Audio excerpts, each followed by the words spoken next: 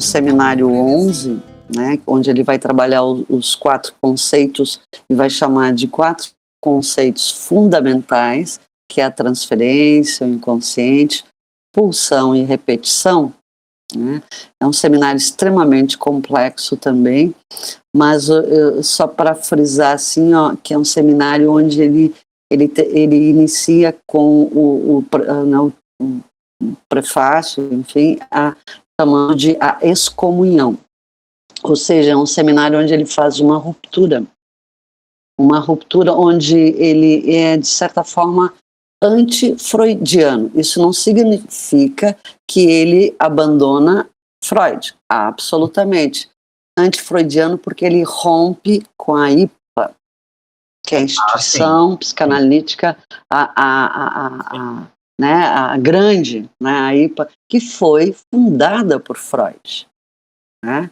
E ele cria a Sociedade Francesa de Psicanálise, Lacan, né? Então, é um seminário que ele é produto de uma ruptura, de uma decisão, né, que marca uma reviravolta, né, na vida do Lacan, e também, como eu disse, representa essa ruptura, né? E é muito importante. Então, ele é um seminário de 63, o da transferência é 58, eu acho, né? Lembra? É meio ruim para data, mas é antes, né? Sim. É antes. O 8º, claro, o outro é o 11, né? Sim. E veja assim, ó, quando a gente diz assim, ó, quando ele começa a deslindar, né, nesses conceitos fundamentais que ele chama, e tu vê, ele vai tratar desses conceitos fundamentais exatamente quando ele faz essa ruptura. Então ele chama para a pauta, né, a discussão dos conceitos fundamentais. Então Lacan, ele não faz nada por acaso, assim, né? E isso é bem importante, assim, toda a construção dele, né, nas obras dele.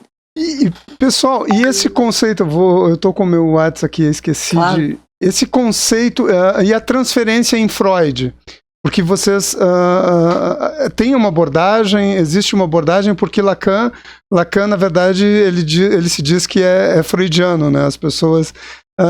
como fica na visão de Freud esse conceito? Como Freud, se Freud trabalha e elabora ele, e em que dimensão isso acontece em Freud? Freud vai dizer que é uma repetição dos afetos. Perfeito. Então, na verdade, Lacan aprofunda isso e ele não discorda, né? Não, em nada. É nada. Lacan, como tu disseste, Pedro, ele é freudiano, né? Ele revigora a psicanálise, né, com algumas novidades, como a questão da linguagem, né? Sim, potencializa, né? Potencializa. Olha só o que me veio agora para a gente bater um pouquinho de bola e linkar com a nossa conversa inicial, que era a hipótese Deus, né? Só para a gente linkar. Porque em algum momento, quando a gente discutiu em algumas outras vezes, vocês falaram muito naquele Deus do Antigo Testamento, e se não me engano o Gaio frisa muito, como sendo uma visão de contenção, né? Algo um pouco de limite de contenção. Mas analisando os conceitos que foram colocados de transferência e de projeção que a gente conversou,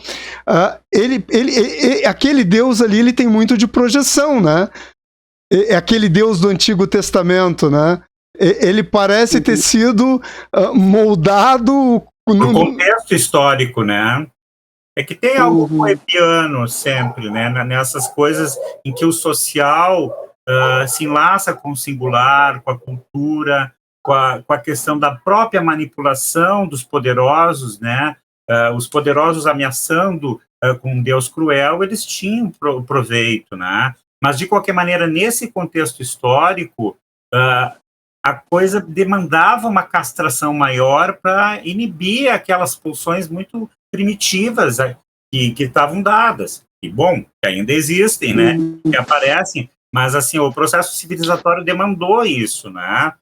E isso também a gente vê lá no mal-estar da cultura, né? Então, acho que tudo... A gente vai dialogando com várias obras do Freud. E aí, acho que isso que tu traz demanda a gente ir para as obras sociais, né, Rô? Não sei se tu concorda.